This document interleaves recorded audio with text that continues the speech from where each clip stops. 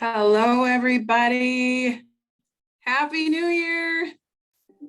Happy Can New you Year. hear me? Can you guys hear me okay? Yes. Yep. Awesome. Welcome to the first training of the year, everybody. Hold on, I'm going to stop sharing so I can see your faces. All right. Tell me something good. Do I get to see your faces or am I just going to look at myself all day? There he is. Hi, Benji. Hi, Greg. Hello. Welcome.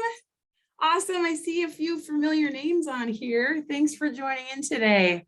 All right. I expect you guys are all safe at home or in your market centers. The roads sound like they're getting a little rough out there, eh? Yeah. Okay. Well, do you know why you're here today? Or are you being held hostage? Let's start with that.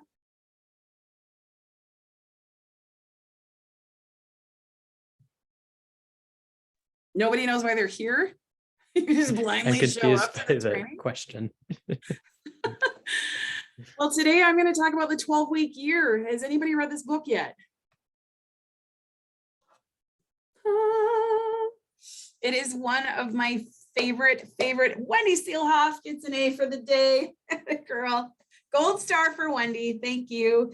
It is by all means one of my favorite goal setting books that I've read in the last year. I like to read a lot of business and development, goal setting, anything that can help me kind of push past my own boundaries, think outside the box and be more productive is a win for me.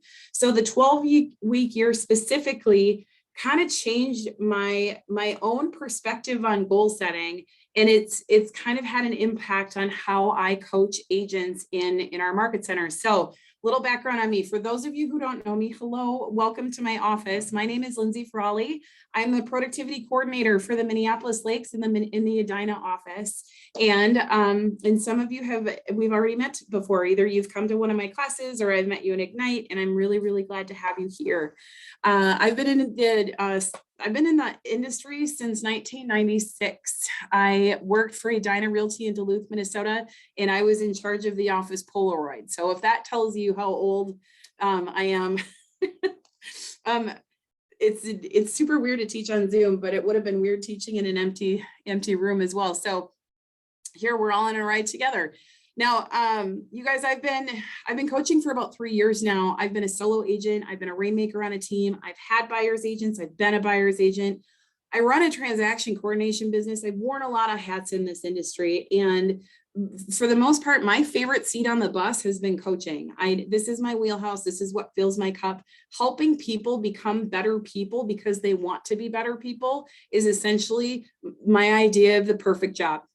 And I love what I do. So today we're going to talk about some goal setting. And one of the reasons why I'm talking about the 12-week year is because it not only did it impact me, but it's had an impact on quite a few agents that I've talked to in the past. And I know a lot of us do goal setting. So I'm going to pull the room real quick. I'm just curious, how many of you are currently in an accountability group?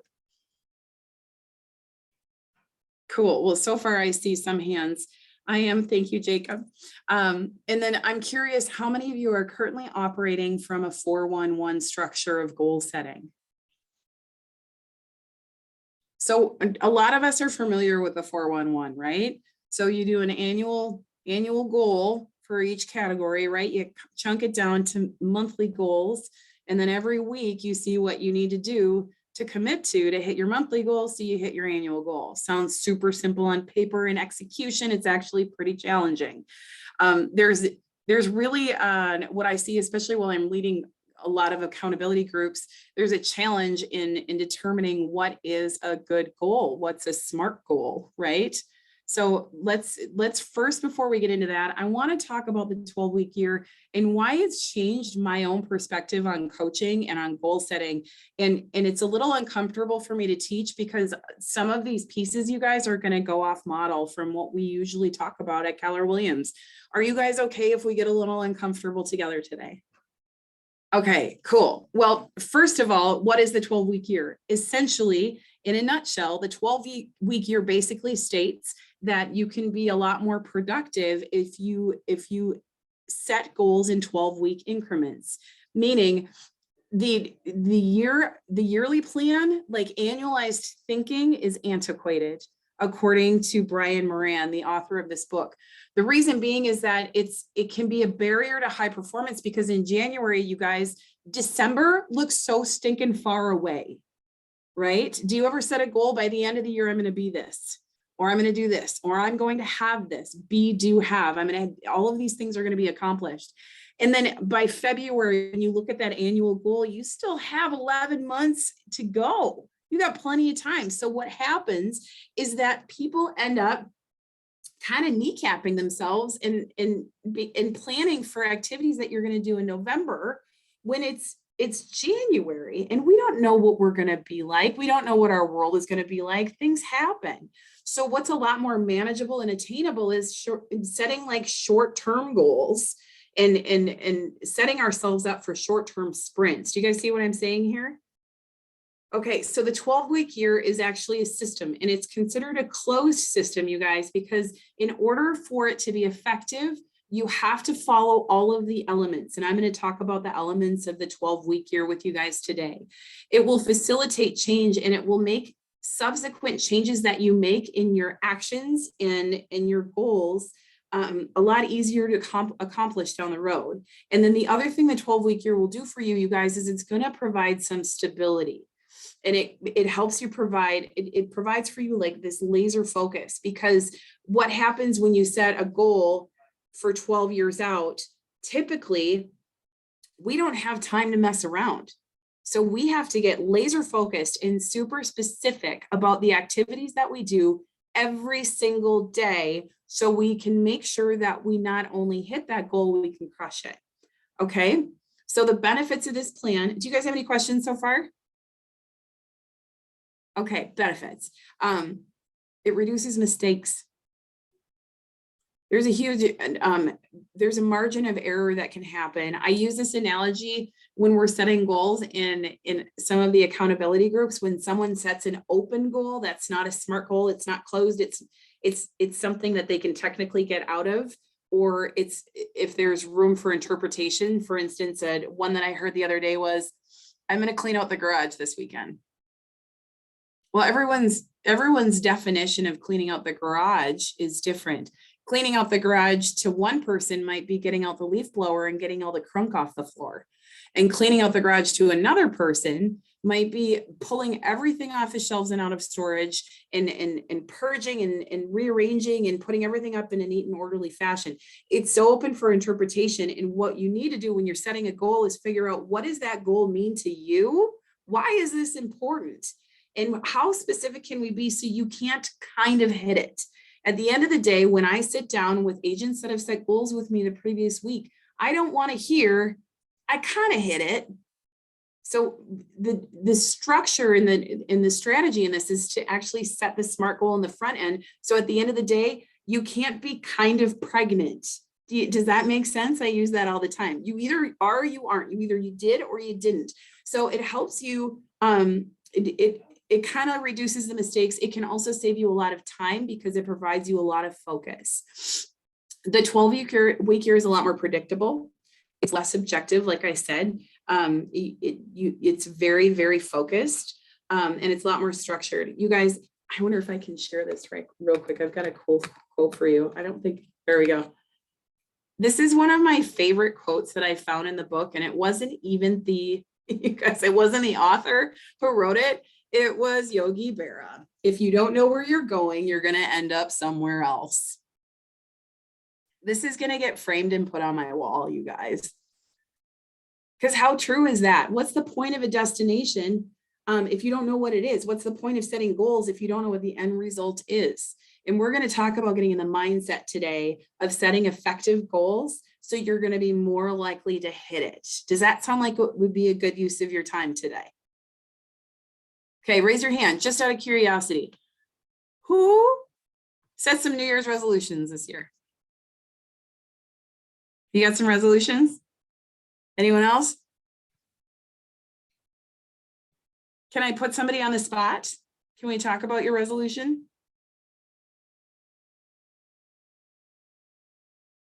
No? I'll go for it. Okay, Yes. Coming in clutch. Thanks, man. Can you All right. can you hear me okay? I can hear you just great. Everyone else, you got Perfect. Jacob?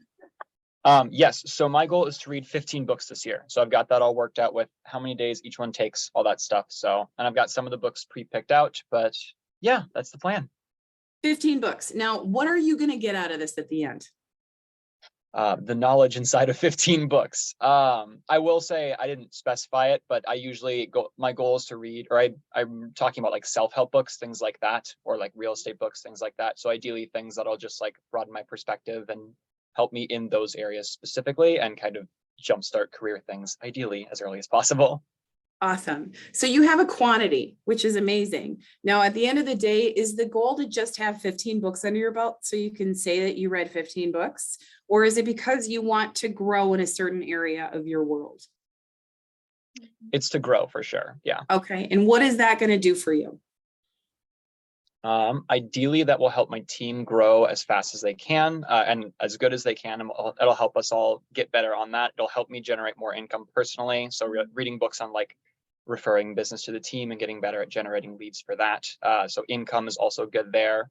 And just being happier in general, you know, books on living happier and anything else like that, I suppose.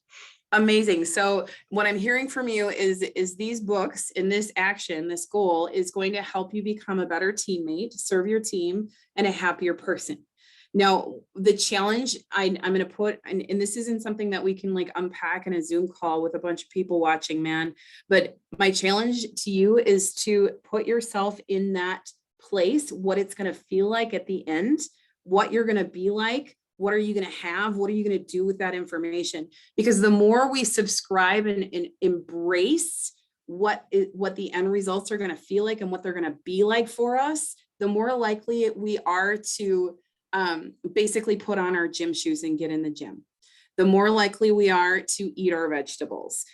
The more likely we are to do the things that we usually would resist doing because it's uncomfortable. Because our why is a lot stronger than our what is right in front of us. You see where I'm going with this? Okay, so now what happens when we follow the 12-week year, you guys, is that it forces us to confront our lack of execution. And this is where it does have something in common with our accountability groups that we meet with each other on a regular basis, right? The whole purpose of accountability is to make sure that we stay on track with our goals.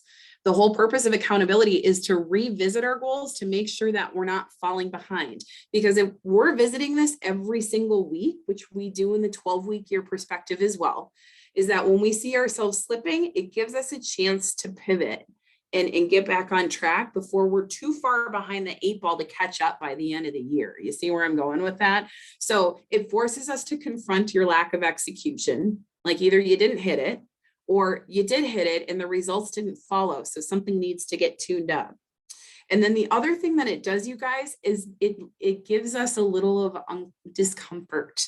And that's what Brian Moran refers to as productive tension. Does anyone know what productive tension is? Crystal, were you raising your hand or just waving at somebody? She's just waving.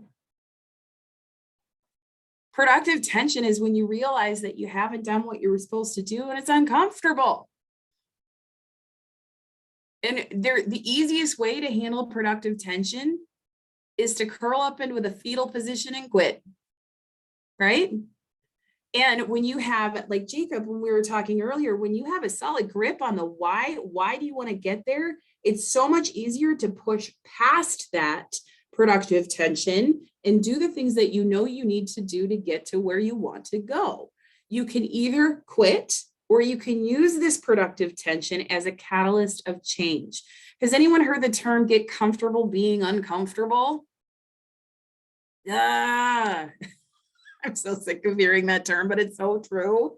If you just need to get used to being uncomfortable and seeing it as an opportunity instead of as something getting in your way. Because when you are attached to your why, when you're attached to what the end result is, when that's strong enough, that productive tension is really easy to plow through. But if you don't know why you set that goal, it's really easy to not eat your vegetables. It's really easy to not put on your gym shoes and go work out. You see where I'm going with this? So with the 12-week year, it wants you to move to intentionality. You guys, time is like, we can all agree that everybody has the same amount of minutes in the hour, the same amount of hours in the day, same amount of days in the year. So what makes a couch potato different from, I can't mention somebody who's crazily rich and without causing political tension on a call. Somebody give me a name of somebody who's incredibly successful. Come on. Beyonce. Beyonce. Yep. No one's going to fight Beyonce. Thank you. I was going to say like Jeff Bezos or something. Beyonce has the exact same day as us, right? But that lady gets so much more done. How does she do it? Well, she's very focused and very clear. She probably surrounds herself with people who are, for lack of better words, smarter than her. She's very purposeful in her actions. And I would put money on the fact that she's very, very clearly attached to the end result of what her goals are. She's very clear on that. So since time is inelastic, right, you guys, since time is perishable and everybody has the same amount of time, it's super important that you live with focus. And when we're intentional, you guys, it's going to force us to like organize and be more purposeful. And when we're living with intentionality, it's going to force us to choose activities that align with our goals. Are you tracking this? Because your actions tell a story. Everything you guys do today will be creating your future back, down the road. So what I want to ask you guys right now, ask yourselves this. We don't have to like spitball this because these are some personal questions. Ask yourself right now, are my actions right now in harmony with my goals? The actions that I am going to complete today or have already completed this morning, are those in alignment with my long-term goal or my short-term goal? Ask yourself, what do I need to start doing today to increase my productivity, to increase my chances of hitting that goal? Ask yourself, what do I need to stop doing right now to increase my productivity? Right? I see a few Candy Crushers on this call. No? No one else? Just me? Cool. All right, well, let's move on here. So I'm just going to dive into the meat and potatoes of the 12-week year, and I'm going to give you a loose explanation of how to set it up. And I do recommend that you guys read the book. I am by no means an authority. I didn't write the book. I read it. This is essentially a book report from a coach's perspective. But I'm going to tell you right now that this is going to help you stay focused if you follow the recommendations to the T. And I'm going to give you the Cliff Notes today. Is that cool with you guys?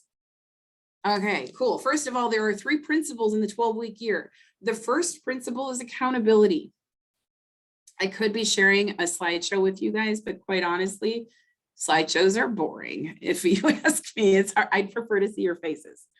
So accountability, ownership of your actions. That's the first principle of the 12-week year. The second principle, you guys, is commitment. You guys need to make a personal promise, not to anybody else, but to yourself. And then the third one, and this is the hardest part for a lot of people, is greatness in the moment. We chase that euphoria of crossing something off of our list. We thrive on getting to the finish line. We feel ourselves failures until we complete and we're done and we've won, right? But at the end of the day, you guys, it's not an achievement that is the greatness. It's the action to get yourself to the finish line that is the greatness. And when you change your perspective and celebrate these small wins and these action items, instead of waiting until the end game to have your celebration, it's so much more fulfilling. And it really does help you, quote unquote, trust the process, right? Has anybody read Atomic Habits by James Clear? That's another good one, right? Yep. Terry's with me.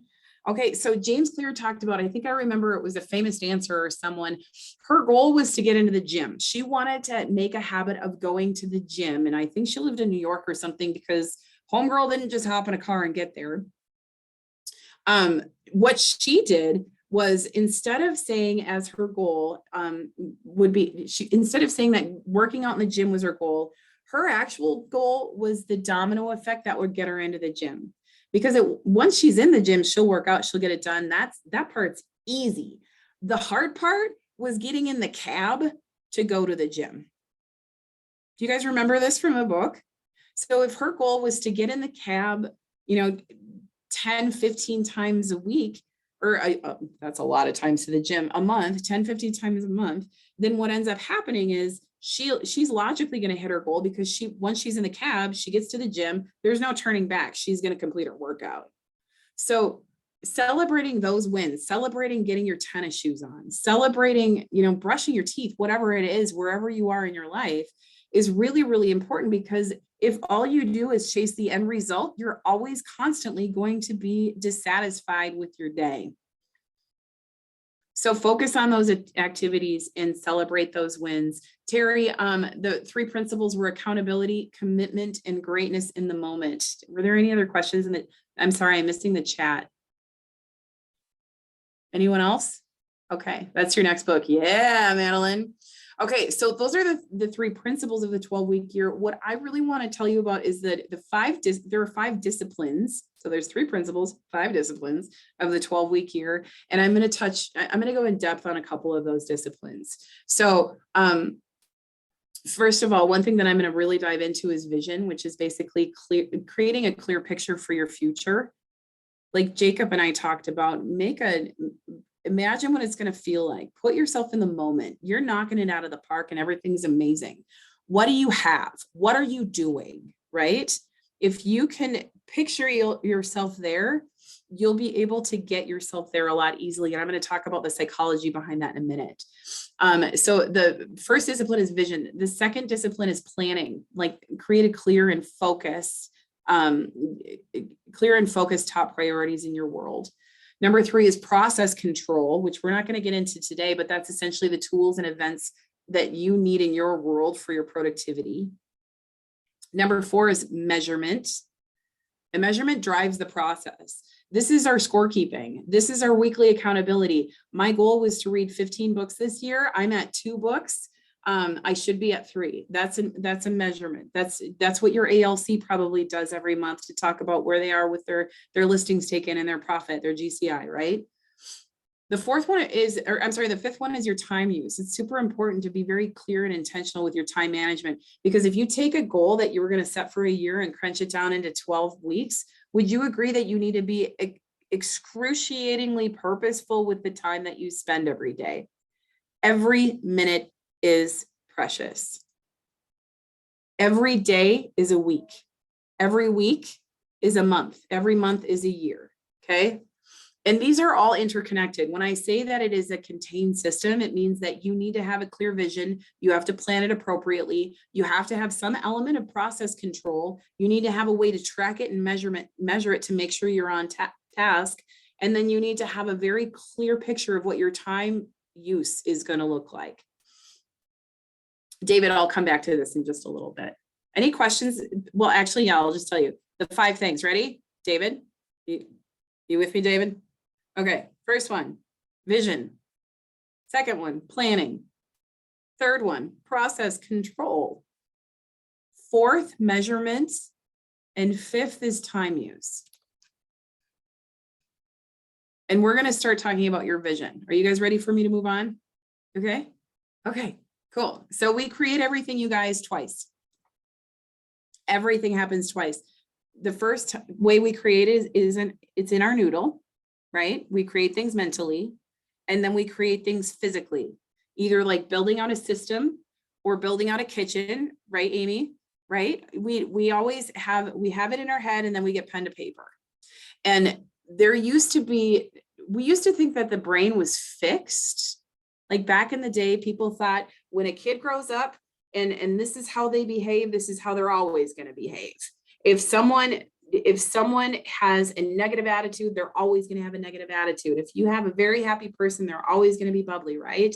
And what they've discovered is that there is this thing they call neuroplasticity, which means we can actually retrain our brain to perform for us differently than it used to.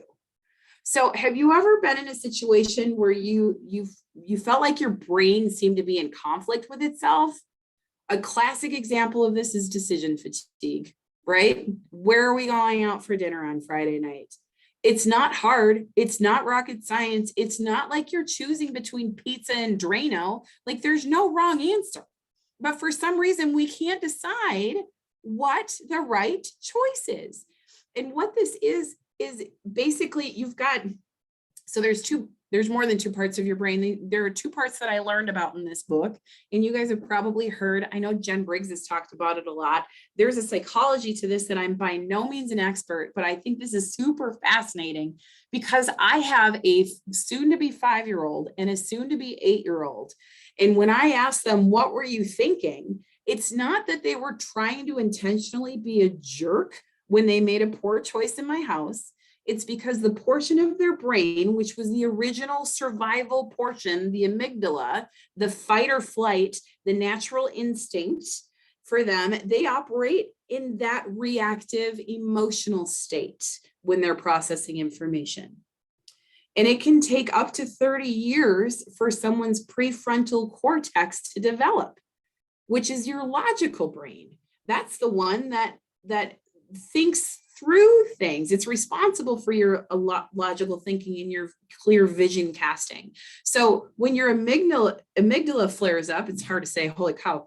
What it's going to do is it's going to get into survival mode. When you set a goal that you're unclear about, your amygdala is going to take over and be like, no way, homie, I'm not going in that direction because I don't know what that looks like at the end of the road. And I don't like uncomfortable situations.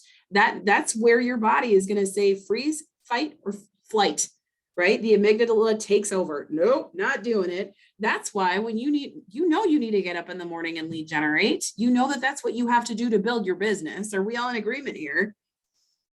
That the part of your brain that says, oh, dude, go put on your fuzzy bunny slippers and grab some ice cream. Let's sit on the couch all day. Wouldn't that be easier? That's predictable. That's what we know is good for us. That's what we love to do. Let's go for instant gratification. Now, what you need to do is train your brain to literally arm wrestle your amygdala and tone down that fight. Like we need the fight or flight, right? We need to know if we're being chased by a bear that we need that instinct to kick in. So the amygdala is very valuable. But at the end of the day, we have this other part of our brain that's really logical. I know I need to eat more vegetables.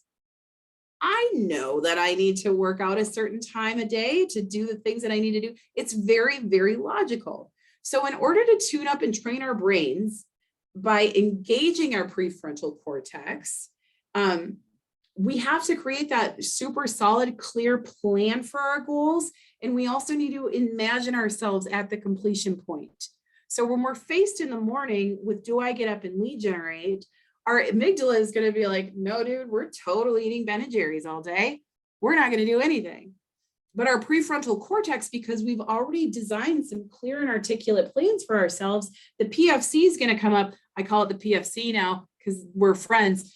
The PFC is going to pull in and be like, look, man, you want to do this for your family and you want to have this much money and you want to accomplish this for your community and you want to do this for your church. And this is what it's going to look like when you're there. And this is what it's going to feel like when you're there. And your amygdala is going to be like, oh, okay, yeah, I guess I'm not as uncomfortable because you're very clear and concise when hammering out this goal. I'm going to step down now. You go ahead and eat your vegetables.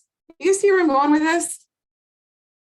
Is this valuable? Is this sticking to you guys at all? Does this make sense? The reason why I'm asking, because I found this super, super helpful to me when I had a moms up to here level with my kids. I had read just last week, it wasn't in the 12-week year, that it can take up to 30 years for a human brain's prefrontal cortex to fully develop. So when Odie takes a giant bin of Legos and stands at the top of the stairs and turns it upside down, I'll count to 10, right? Any parents out there? I'll count to 10. You're right, Terry. And I need to just realize, look, it's kind of like when he couldn't walk. His legs weren't developed. His spine couldn't carry his body that way, right? His body wasn't developed. I understood that clear as a bell when he couldn't walk from point A to point B when he was an infant. What makes this different? He doesn't have that muscle yet. He doesn't have that part of his brain that's rational. So if you take away anything from this class, at least it can teach you how to deal with your kids a little bit better. Because this book really helped me with that. Okay, any questions about that neuroplasticity? Who's been bold? Can anyone think of a can anybody think of a bold law that would really make sense when I say that you can tune up and train your brain? Whatever you focus on expands. Ooh, that's a good one too. It wasn't what I was thinking, but Terry, dropping some truth bombs. The one that really stood out for me was that clarity is power. It's so powerful to be very clear and articulate with your goals. So the more clear our vision is, the more likely we are to achieve our goals. So hold on, I want to make sure that I'm on track here. Are you guys okay if I take you through a little bit of an exercise? Are you ready to bring out your pen and paper and put some vision castings? Madeline, change your thinking, change the world. Yeah, Madeline. You know what? Now that we're saying this, I feel like half the bold wall that we have in our training room would kind of sync up with what I just talked about. You're right. Okay, you guys. So there are 3 time horizons that you're going to want to establish first and foremost to be able to have a very clear vision, so you can break it down into those reasonable bites and consume the entire elephant in 12 weeks. Now, whatever your vision is, not everything's going to be achieved in 12 weeks, right? If you're thinking about doing a body transformation, I'm not going to knock that out of the park in 12 weeks. But what I can do is I can establish a reasonable pace so that if I continue it into the next 12 weeks, I'm going to be doing pretty good. Right? So the goal might not be to hit the end zone. It might be to develop the habit so you can hit the end zone eventually. So you guys, there are 3 time horizons that you need to establish. The first one is your long-term aspirations. Imagine what your life would look like in 5, 10, 15 plus years, well into the future. You're living out your retirement. What does that look like to you? What does it feel like? And if you close your eyes and envision yourself in just like a pink room or something, you need to be a little bit more specific. Where do you live? Who are you there with? What are you doing for yourself, your family, your community? What are you wearing? Are you traveling? Where are you going? Did you get a new vehicle? What does it look like? Not just what kind of vehicle. I remember doing my motivational interview. It's part of the career visioning process when I applied for the position to be a coach here. And I remember the person interviewing me was like, "What are you driving?" And I was like, "I don't know, new truck." And he's like, "No, what are you driving?" And I'm like, "A Dodge Ram." He goes, "What color is it?" I'm like, "It's black." And he goes, "What else?" I'm like, "It's got 4 doors." And he goes, "Keep going." And so I listed all of the things. And it's funny because it was my 5-year goal. And I'm 3.5 years in. And I just realized I bought that truck last spring. So when you're really, really excited about your goal and you're super clear about it, and you guys, I'm not kidding you, it didn't even occur to me until I was telling you the story just now that I hit that goal way ahead of schedule. So the first time horizon, like I said, way into the future, right? And we're going to have everything in 5, 10, or 15 years into the future. Now, the second time horizon, hey, Crystal, do you need something? No. Did I unmute myself? You did. That's okay. Sorry. Just making sure that you didn't have a question. Okay, so you guys, first time horizon is the long-term aspirations. The second time horizon that you need to get really, really clear on is, what is your midterm goal going to look like? So we've got our long-term goal, And we've got our midterm goal. Now, the midterm goal is your personal and professional life in the next 3 years. What does everything look like in the next 3 years? How do we get there? How do we feel? What are we doing? Who are we with? Who are we serving? How much money do we have? You guys just put yourself in that space and imagine everything that you would be, do, and have. Are you with me? Okay.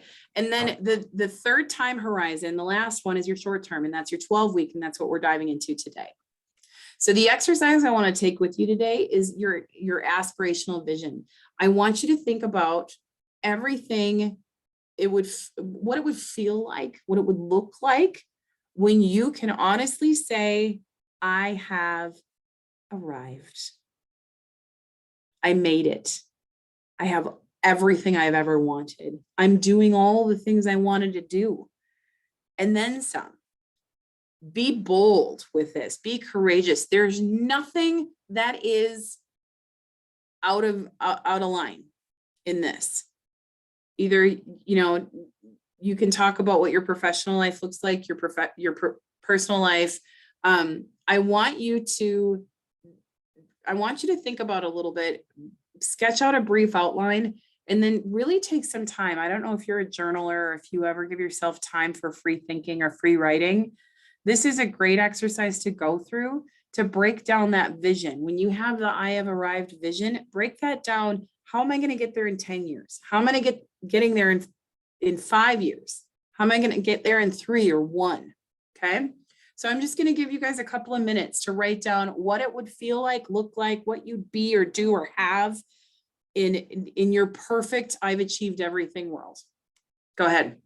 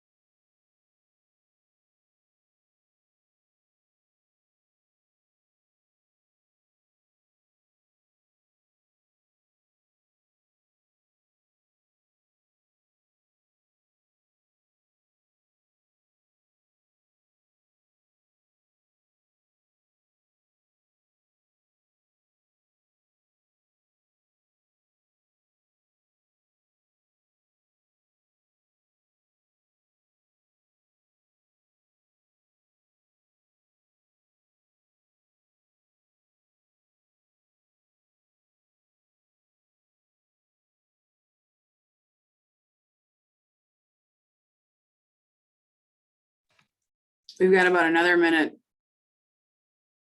I'd give you more time, guys, but we got a lot to cover today.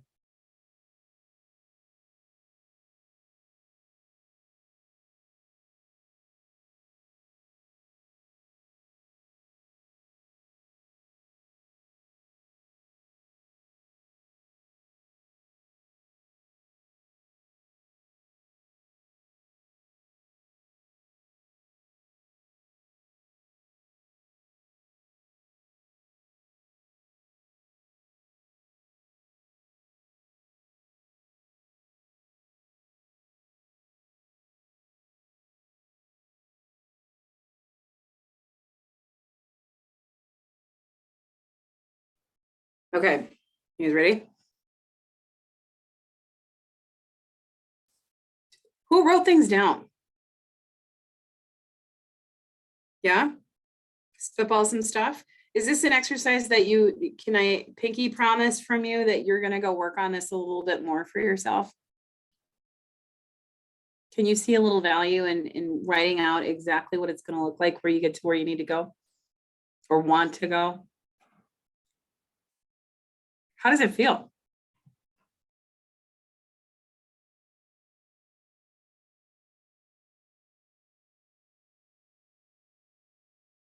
I'll sit here all day. Guys, come on.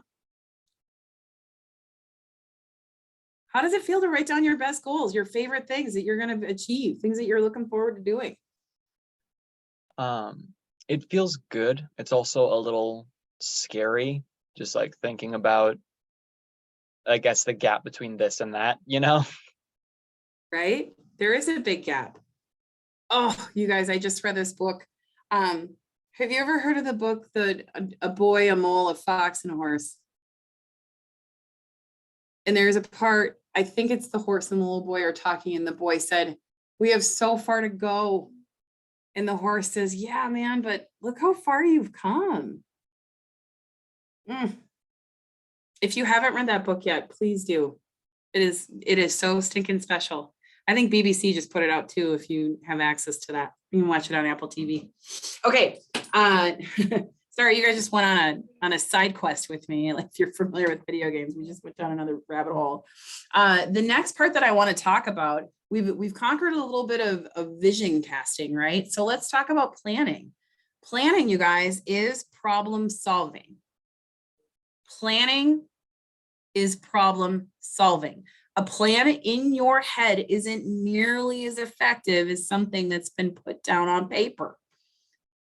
When you have a plan written out that is very clear and concise, you are 60 to 80% more likely to succeed than if you just have something in your noodle.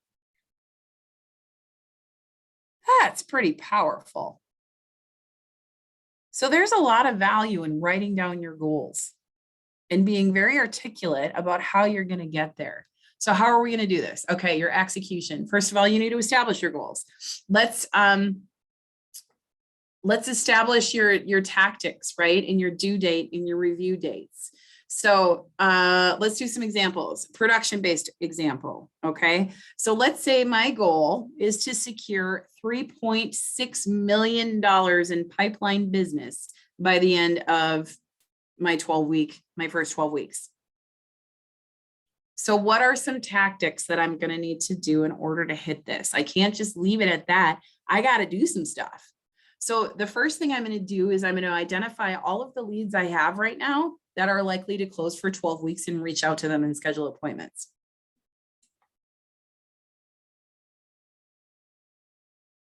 Excuse me, sorry. And that's going to be due in week 1. That's the first thing I'm going to do.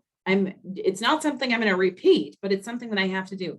The second tactic is I'm going to set up a minimum of 1 appointment a week.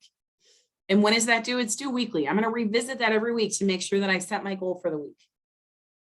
Another tactic might be to conduct at least 1 open house a week. And when is that due? Well, again, weekly. I'm going to revisit this every week to make sure that I hit it. And then another tactic might be to call my sphere a minimum of 2 hours a day. When is that due? Weekly. I'm going to revisit to make sure I hit it every single day of the week. Did I call my sphere? And what Brian Moran says, and this is the part that's in contrast with what I see in a lot of accountability groups in the 411, is when you revisit your goals in accountability, you either hit it or you didn't. Whereas where Brian Moran seems to come from, and you guys, for those of you who've read the book, you might push back on this, but my interpretation is that you grade yourself. It's not pass fail. If you hit 85% of your goal, chances are you're probably still going to hit your goal. If you do 85% of the activities, you should still hit it. That's not a ticket to get out of the stuff you need to do. But if you slide a little bit, don't get in your head. Don't let that nasty dude on your shoulder tell you that you can't hit it. Oh, I didn't make it this year or this month or this week. I might as well just let it slide. No, rinse, repeat, start over again, try something else, keep going.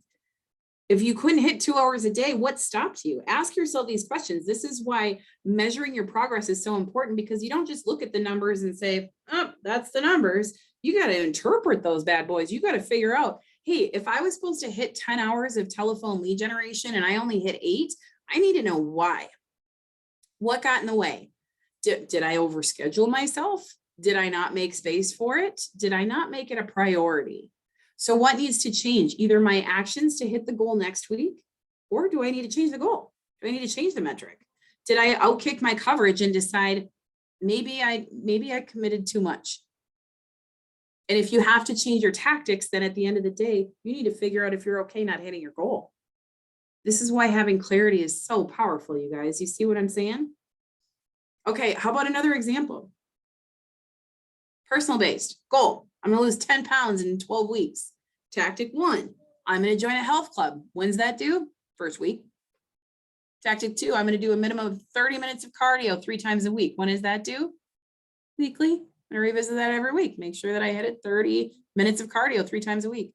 I'm gonna drink at least 6 glasses of water a day. Do weekly. I'm gonna weight train 30 minutes 3 times a week. Do weekly. You see where I'm going with this? This is sticking with you guys, right? At Keller Williams, the glorious thing about it is that we really focus hard on goal setting. So it's actually an honor and a privilege to be able to speak to people who understand this a little bit more. And if you're fresh and new, that's totally cool too. You're going to be getting a lot of this goal setting stuff from us because it's really important. If you're not clear on your goals, you're not going to have a direction. Using feedback to knowing it only takes 85% to reach the goal keeps me from getting stuck in perfectionism. Wendy, that is a huge point. Thank you for mentioning that too.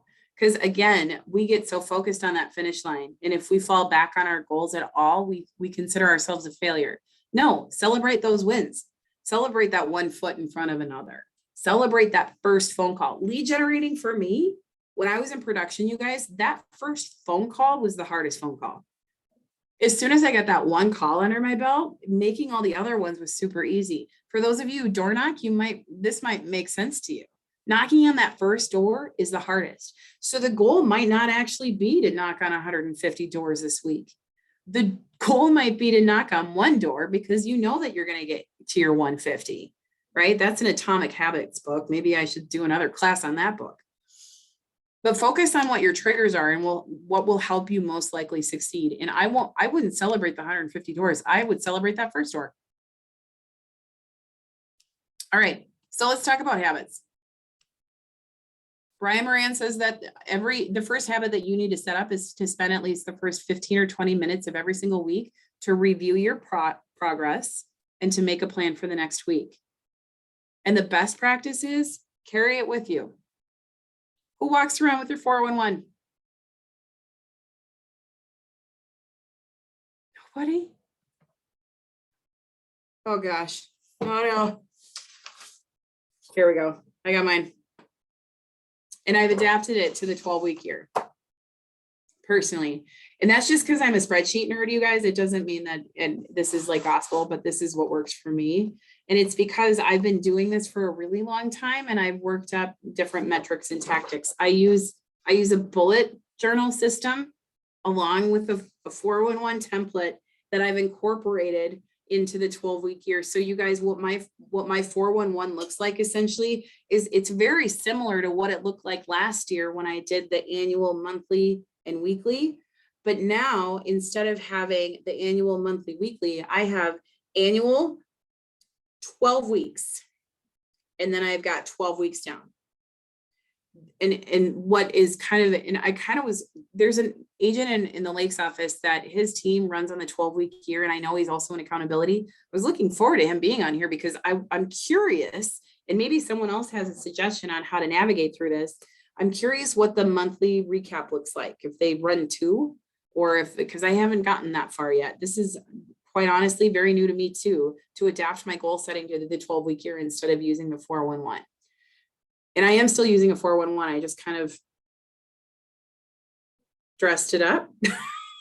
I guess made it pretty. Okay, so your first habit, you guys, spend the first 15 to 20 minutes of every week to review your progress and make a plan. Carry it with you. Take it with you. 411 on the front. Is your 411 or your 12-week year, when you write out your tactics, is that a to-do list? What's the difference between your tactics or your commitments on your 411 and a to-do list? Can anyone explain that to me?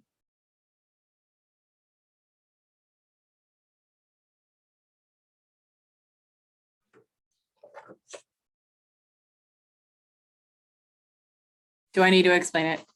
Wendy, what you got? I Wendy was just going Steelhoff, to ladies say, and gentlemen. the difference, so I put my to-do list on the back of my 411 and I keep my 411 in my paper calendar. So it shows up in my time blocking. My my 411 is what the like 3 or 4 things that absolutely have to get done for me to be on track for my goals. And so those have to be time blocked into my calendar as a non-negotiable. My to-do list, there's all kinds of daily junk we have to get done anyway, but I just handwrite those on the back and then cross them off as I get them done. But Love it. those are not the same as the real focused, critical pieces that have to get done or I won't be on track. Awesome. So Wendy, you do kind of what I do too. So my to-do list will be on the back, like run to the grocery store, right? Running to the grocery store is not going to hit my profit goal for the year, right? Picking up dry cleaning is not going to help me lose 20 pounds.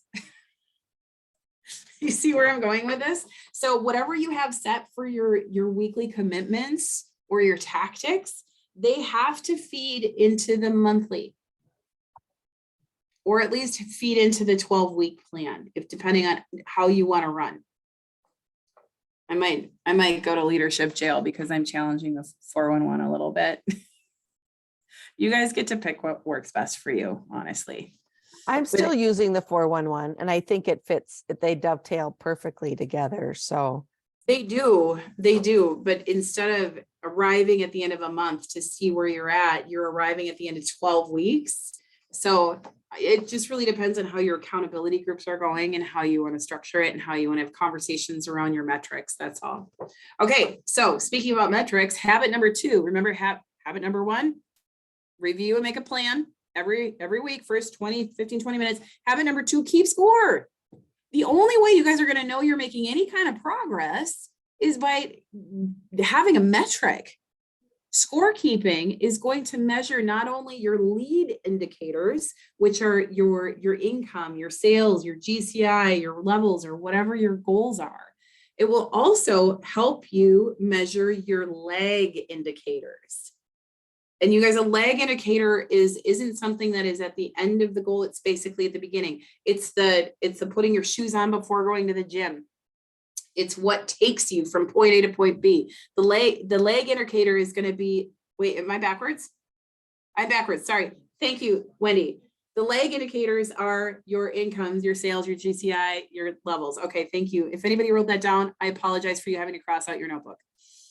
Lag indicators, income, sales, GCI levels. Lead indicators, thank you, are the ones that get you to those final numbers. The contacts made, doors knocked, workouts, meals planned. Do you see where I'm going with this? So an effective scorekeeping system that you have has to have both. It has to have the lead indicators and the lag indicators, and they need to complement each other. If your goal is to hit a certain amount of sales, like a certain GCI, that is your lead in or your lag. And why am I backwards?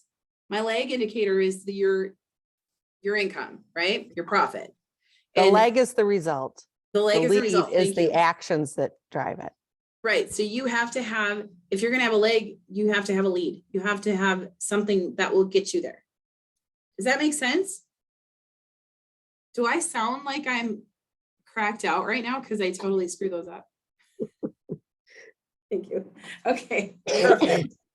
And it's super critical, you guys, to find breakdowns in your system while you're measuring yourself. And sometimes it's hard. It's hard to see those numbers. Sometimes we don't want to look at them. It's really easy to avoid bad news. And it's hard to look yourself in the mirror and say, I'm not hitting what I need to hit. And again, that's where you get to train your brain. Let's focus on what the end results are going to be instead of what I need to do right now. And that'll help you push through to do the things you need to do. Gosh, I have a little bit more that I want to go over with you, but one thing that I wanted to talk about is breakdowns before we end this call today, because I think this is really, really important to address. More than 60% of breakdowns occur in the execution process. So people sometimes will make a plan and they don't see the results right away. And we are such an instant gratification system now that we're used to getting things as soon as we want them. You got a trivia question, Google it, right? Are you hungry? Order food online and it shows up on your doorstep. Amazon has changed the world for parenting, right? we had to go to the grocery store to buy diapers. Like that takes planning. But if you're running low now, you can just call somebody and it can be there in 2 hours if you need it, right? We have this instant gratification connection and we're so used to it. We've spoiled ourselves with this that when we're doing our own work, sometimes we find ourselves incredibly dissatisfied because we haven't seen the results right away. And what we're not doing is we're not giving ourselves enough credit to complete the whole process and then evaluate whether or not it was an effective system. More than 60% of breakdowns occur in the execution process, meaning people think that the plan is at fault, so they abandon it before seeing it to the end. And guys, this is a huge mistake.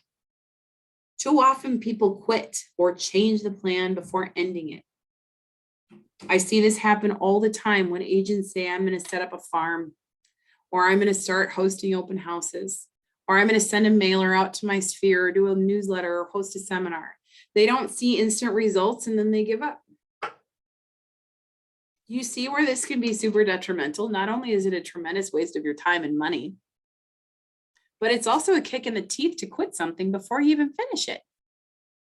So your goal now with 12-week increments is to give it a good old college try. And at the end, if you decide that this tactic isn't effective, if that wasn't the goal that was right for you, then do it differently next time. You got another 12-week chunk to hammer through. Any questions about that? Okay, how do I, oh gosh, I have a whole thing on measurements and time blocking. Okay, let's talk about this. Your 12 weeks. We have 4 minutes left. Do you guys have any questions for me before I start talking like an auctioneer and rattling off all the other information I want to dump on you? Can you go over? I can go over a few minutes, yeah, but I want to be respectful of everybody's time, so I want to crunch as much in as I can. So those of you who do need to go at noon can actually remove yourselves from the call and have what you need in your pocket. So let's talk about your model work week really quick. I'm going to go fast. Are you guys ready? Your model work week. I want you to take some time and write out all of the things that you need to do in your week to get to where you need to go. And this happens after you've created your 12-week vision. What's your perfect work week? And take some time to write out what your perfect work day looks like. And keep in mind, there are a lot of repetitive things that you're going to do. Like you're going to lead generate every day, right? You might huddle with your team every day. You might go to the gym every day. You might, I don't know, eat lunch every day. Try to make things happen at the same time every day if you can, because we're still creatures of habit. And it's a lot more effective to follow through when you set yourself on autopilot. I automatically get up in the morning, I brush my teeth, I brush my hair, I let the dogs out, I feed them. I don't even have to think about it. I have this morning routine that's habit. If you can extend that routine into your lead generation or whatever activities that you need to do on a regular basis, you're more likely to get it done. And every model work week, you guys, I'm just going to give you this much for now, and then maybe I can do a part 2 on this goal setting. Plan, make sure that you have at least 15 minutes in your weekly calendar for planning. Make sure that you have at least 3 hours in your calendar for as a strategic block. And what you can do with that is self-development, like CE classes, going to team meetings, stuff like that. Or if you want to follow the 12-week year, they have a sample agenda for your 3 hours. And that includes doing a review, casting your vision, addressing your breakdowns if you haven't hit it, why, and figuring out your way around your breakdowns, planning your tactics out for the next few weeks or the next 12 weeks that you're going to do. And then they do recommend, and I've started doing this, put buffer blocks in your calendar. And that needs to be 30 to 60 minutes a day. And ideally it should be twice a day. Maybe one in the morning and one in the afternoon. And what this is going to do is it's going to give you time to return the emails, the phone calls, all of those things. At the end of the day, you guys, we are selling houses. We are not saving lives. And what might seem like an emergency really isn't. At the end of the day, typically, I'd argue probably 95 to 98% of the activities that result of our real estate career actions are not an emergency. We are not putting anybody on the moon. Nobody's having heart surgery unless you're on an inspection deadline whoever reached out to you can probably wait until you're done with your lead gen time or your appointment. And then make sure that you have the vital activities in there that have to happen, like serving your clients, going on appointments, that kind of thing. Any questions about that? Cool. I will leave you with this. There are 12 weeks in this setting. There's typically almost 13 weeks in a quarter.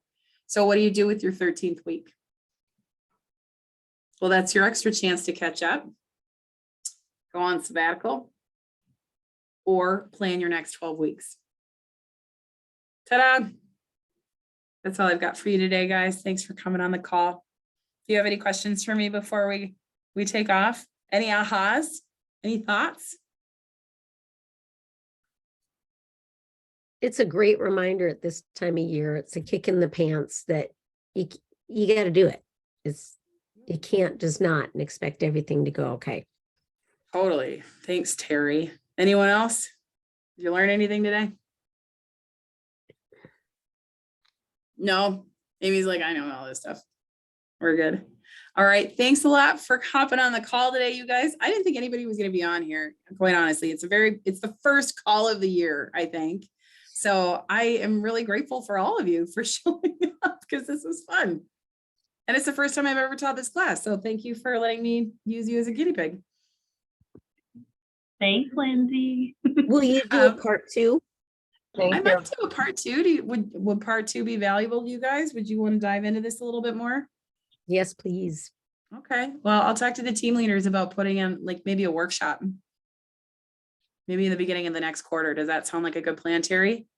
Yeah. Maybe I'll plan it for our 13th week. Yeah, no, that would be great, and be able to sit and then really do it, not in theory, but 100% you can do it. Also, there's tons of stuff on Google for free regarding the 12-week year. There's worksheets. I'm pretty sure this guy's been on 1 billion podcasts.